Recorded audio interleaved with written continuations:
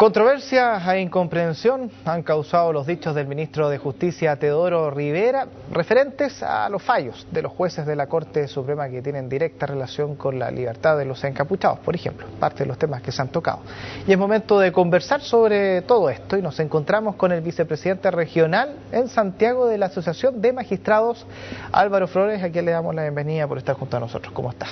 Muy bien, mucho. Nervioso por las palabras del ministro, ¿no? No, lo menos que hay es nerviosismo. Hay claramente un malestar que ya se ha hecho ver en la voz de los representantes institucionales, tanto a nivel de jueces organizados como es el presidente de la Asociación Nacional de Magistrados y como lo ha dicho el propio presidente de la Corte Suprema, don Milton Juica. Es un malestar porque se trata de una declaración desafortunada que tiene ribetes graves para el valor más preciado de los jueces y de la función judicial, no de los jueces como persona, sino de la función judicial como una función dentro del Estado democrático, que es la independencia. Y con esto se empiezan entonces a entrecruzar los poderes del Estado y perder un poco los lineamientos en ese sentido del respeto entre los poderes, ¿así lo han señalado algunos o no? Más que un problema de respeto entre los poderes, es un problema de inadecuación de un sistema de nombramientos a estándares de un Estado democrático. ¿Y por qué ha sido vista como una amenaza esta observación o estas frases del ministro de Justicia?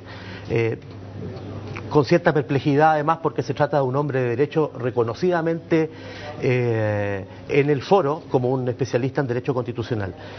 Han sido vistas como una amenaza porque finalmente lo que se está planteando es, entre líneas o muy explícitamente, si es que no hay una adecuación de las decisiones de los jueces, particularmente los jueces de garantía, a lo que es la política criminal del Ejecutivo, ustedes verán afectada su carrera judicial.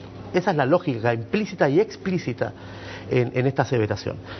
Y de allí está la gravedad, porque finalmente los jueces sabemos que somos jueces imparciales, cuya única lealtad es con la ley y la aplicación del derecho en el caso concreto, y tratándose de la pretensión punitiva del Estado que representa el Ejecutivo, el Ministerio Público, de una cuestión de intervinientes, el juez tiene que ponerse en una posición equidistante y aplicar la ley. No puede alinearse a una de las partes en el conflicto. Claro, lo que pasa es que han habido casos emblemáticos muy mediáticos de por medio, donde parece que los dos carriles que uno que es la justicia legal y la justicia social van un poco pero en carriles distintos, y muchas veces la justicia social uno dice, pero ¿cómo?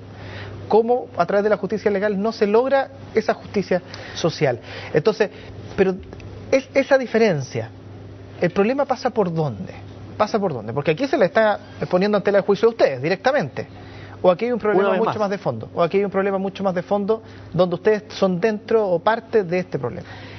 Hay un problema de fondo, por cierto, el problema de fondo es conocido por la ciudadanía. Hay un problema de una protesta social, una manifestación social histórica, probablemente inédita en la historia de Chile, que se ha sostenido con altos índices de popularidad durante mucho tiempo. Entonces, pareciera ser que la inadecuación en las respuestas que tiene que dar el espacio de liberación pública, digo, Congreso, Parlamento, Ejecutivo, actores sociales, esa incapacidad ahora, una vez más, se traduce en una cuestión de busquemos un chivo expiatorio que pueden ser los jueces. Y eso es incorrecto precisamente, y además está sustentado en datos que son abiertamente falaces. Hoy día el ministro Milton Juica, en una entrevista de un periódico, entrega un dato duro que devela de alguna manera la debilidad de la posición del ministro de Justicia. De 10 solicitudes de prisión preventiva, que es el tema que nos convoca básicamente, de 10 solicitudes de prisión preventiva solicitadas por el Ministerio Público, que es el único que tiene la posibilidad de solicitarlas ante el juez de garantía, son concedidas 9. El 90% de las prisiones preventivas se conceden por el sistema judicial y por los jueces. ¿Pero se sienten presionados con esto que está pasando? Porque a veces la presión lleva al error, y si hay errores pueden aumentar. La presión podría sentirse en algunos jueces. La mayoría de los jueces tenemos muy claro cuál es nuestra función constitucional y legal. Pero también no nos quedamos en la superficie del conflicto, nos quedamos en aquello que le mencioné como una inadecuación y absoluta falta de eficacia que tiene el sistema de nombramientos para ponerse a la altura de un sistema de nombramientos, en un sistema de garantías constitucionales. Particularmente el sistema de nombramientos, esto es que la designación de los jueces esté radicada en el Ejecutivo y antes de eso pase también por un proceso judicial donde las ternas son confeccionadas en las Cortes de Apelaciones, corresponden a un sistema arcaico del siglo pasado que no permite garantizar efectivamente la independencia de los jueces. Llama la atención todo esto desde el punto de vista de quizás la crítica social que se les puede hacer a ustedes. ¿Teme usted o temen ustedes la crítica social, traducido como una merma, una pérdida del respeto hacia la figura de los jueces? Mire, la crítica social, sobre eso deberían hacerse cargo quienes emiten opiniones, a mi juicio, tan desacertadas como la del ministro de Justicia. Básicamente porque los jueces estamos haciendo nuestro trabajo en el sistema vinculados exclusivamente a la ley y al derecho. Minar las instituciones como la judicatura, la magistratura, que finalmente es la última reserva frente a la tutela de los derechos de los ciudadanos en todas las disciplinas, laboral, civil, penal, tributario.